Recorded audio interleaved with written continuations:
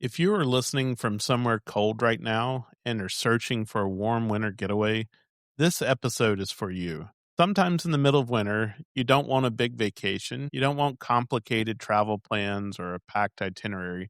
You just want sunshine from our air, a place where you can slow down and reset for a few days. Well, we recently spent a weekend on Hutchinson Island, Florida, and it turned out to be one of those easy midwinter escapes that reminds you how good a simple trip can feel. It's far enough south to give you warm winter weather and plenty of sun, but it still feels calm and relaxed, especially in February, which is shoulder season along Florida's Treasure Coast. Today, we're sharing why Hutchinson Island works so well as a warm winter getaway and a few nearby experiences that make it more than just a beach weekend.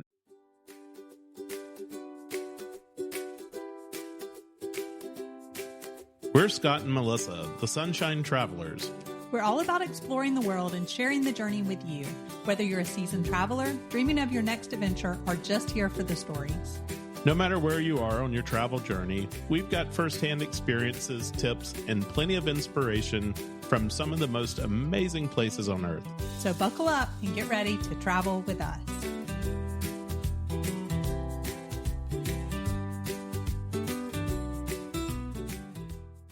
All right, so real quick, I'm going to give you some backstory about why we visited here in the first place. And so we had been in Fort Lauderdale. Scott had been there for a meeting, and we had a sitter for the dogs and knew we wanted to have that over a long weekend and not just during the week. And so we had kind of said, okay, in between the meeting and coming home, we'll go somewhere along the East Coast. And so several years ago, we had met people, I think in Orlando, and just kind of chatting with them, and they mentioned this area. They were from Stuart, Florida. They talked about how much they loved it, talked about Jensen Beach. But I also knew coming, north from where we were that there were a couple of activities I wanted to do in the Palm Beach area. But looking in that area, because we have this big trip coming up as well, that area tends to be pretty expensive to stay in Palm Beach. And so I just kind of kept looking north and looking north and looking north, and found a Marriott beach resort on Hutchinson Island. Wasn't super expensive, but also was really affordable with points. Actually booked this absolutely last minute. Like, we were leaving that day and you kept saying, where are we going to stay? Where are we going to stay?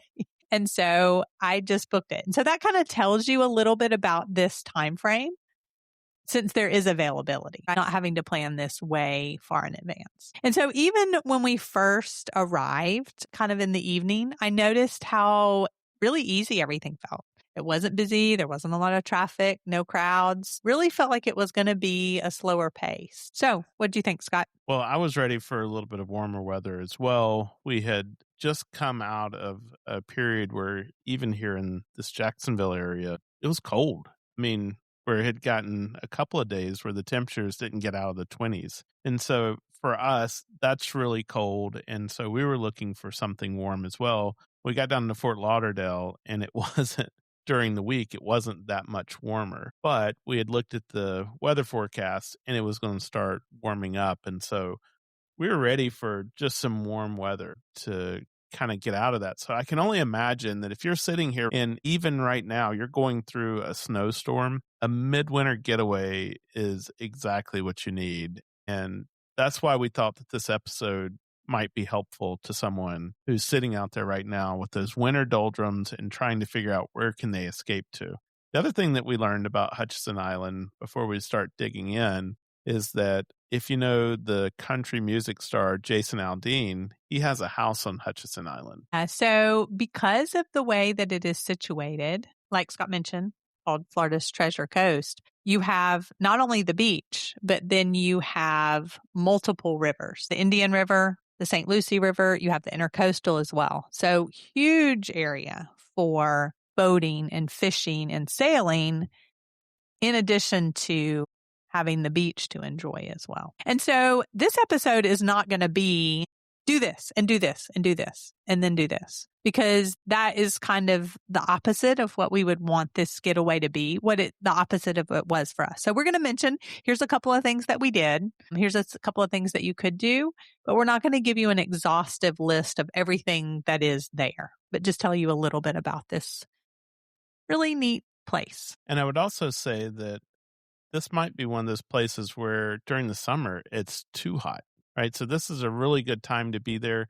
If you're wanting to go to the water, it probably wasn't warm enough to go out and go for a swim. But just being outside by the beach, going for a walk, things like that, it was the perfect temperature. The other thing that I would like to mention about this area, and when I shared a few things about this on social media, this would actually be a really good place to go if you wanted to do the theme parks, but then didn't necessarily want to do Cocoa Beach or Port Canaveral, where you're going to have like the busy cruise port traffic. This might be a little bit further, but you're going to have a lot quieter beaches and find a lot quieter thing. And it's still within driving distance of that. You could also use the Palm Beach airport and not have to go all the way to Fort Lauderdale, but it would be doable to any of those, Orlando, driving, Fort Lauderdale, but that Palm Beach airport would make it accessible as well. I would say this is one of those locations where if you don't need a long list of activities of things to do, this is perfect.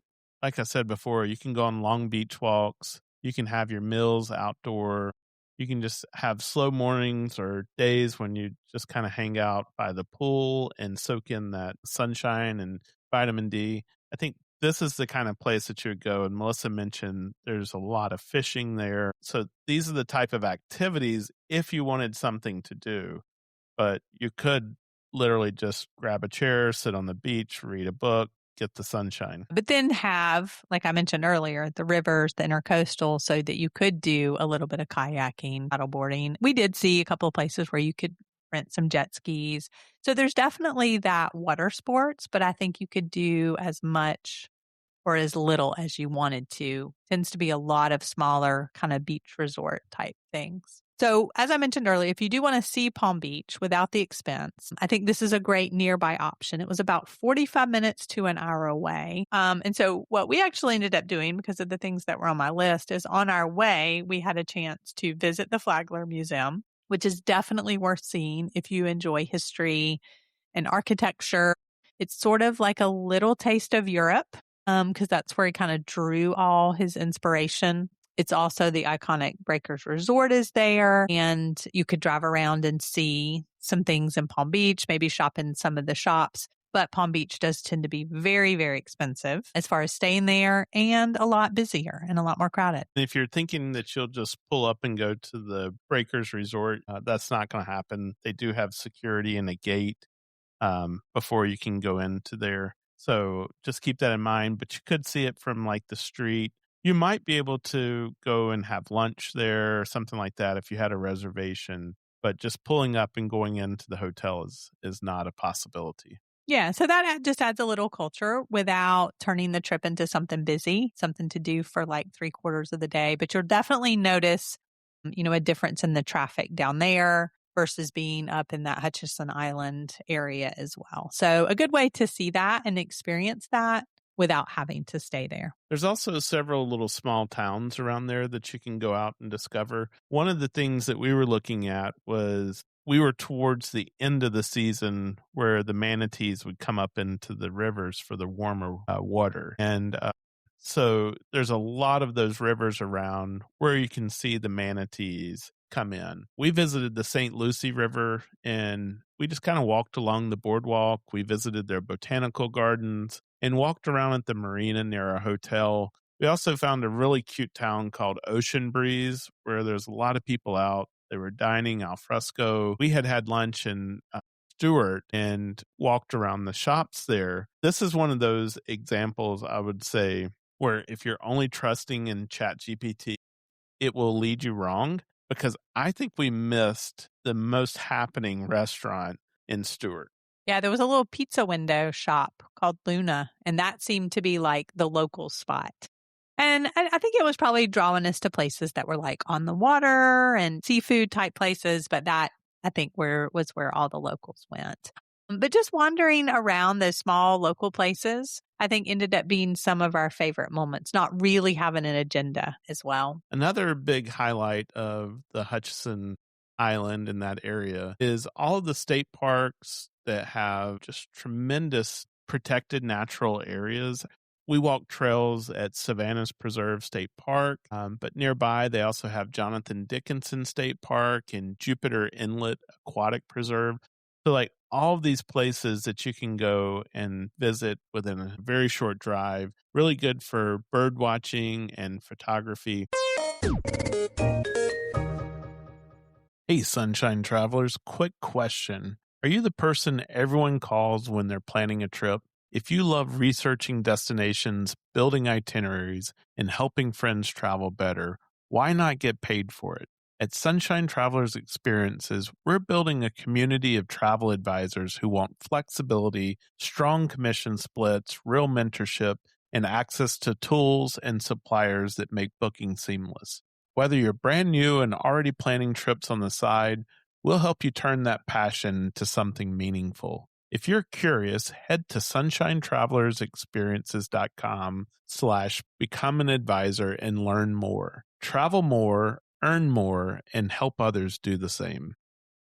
Matter of fact, I had taken my camera and there was this bird right close by. And I don't know a whole lot about Florida birds other than the ones that we see here all the time. I know those, but just the little small songbirds and stuff like that. I don't know what they are, but it was close by and I got a couple of really good pictures of it. And as we were walking around, a fella asked me, said, "Have you seen any scrub jays?" Well, I said no because I didn't know what a scrub jay was. And we got to talking and he said, "It looks sort of like a bluebird, but it's got a gray chest." And I was like, oh yeah, I got this picture of it. And I showed him. He's like, "Oh my gosh."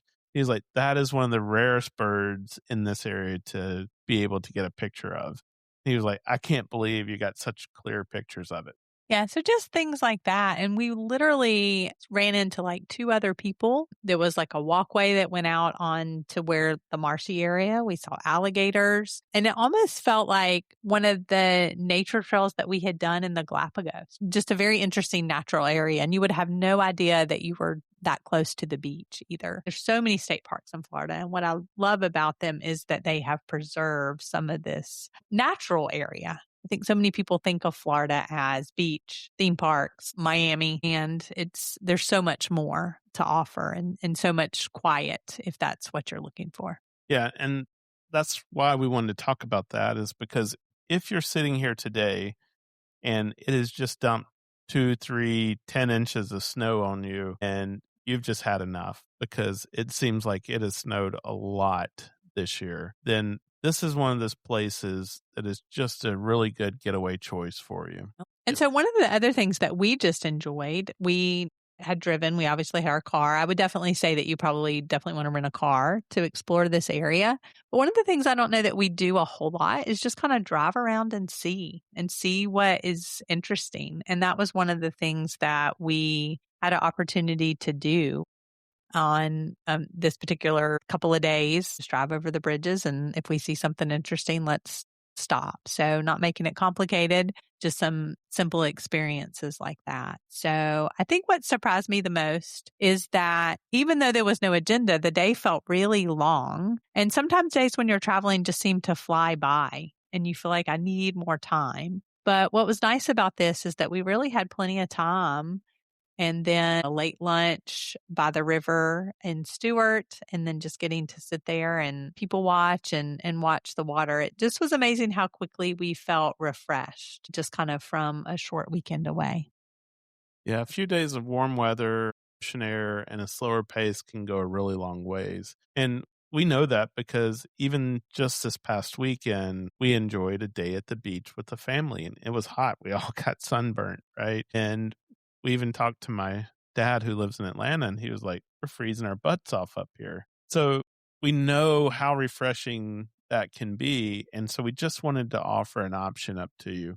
And sometimes, the best travel isn't about going farther. We talk a lot about international travel, but it's about just choosing the right place for the right time. So if you're looking for that midwinter break and just to get out of it, you might want to check out Hutchinson, Florida. Yeah, I think that it's definitely a hidden gem. Well,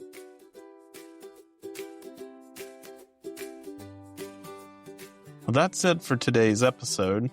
Wherever you're listening from, we hope we've added a little spark to your travel dreams today. If you've been enjoying the show, a 5-star review on your favorite podcast platform goes a long way. It helps new listeners join our Sunshine Travelers family. Be sure to follow or subscribe so you never miss an episode. And join us on Instagram or Facebook at Sunshine Travelers Podcast. Remember, that's Travelers with 1 L. And if the stories, tips, and adventures we share bring a little sunshine to your week, you can even buy us a cup of coffee now. You'll find the link in the show notes. And of course, share this episode with a friend. Adventure is always better together.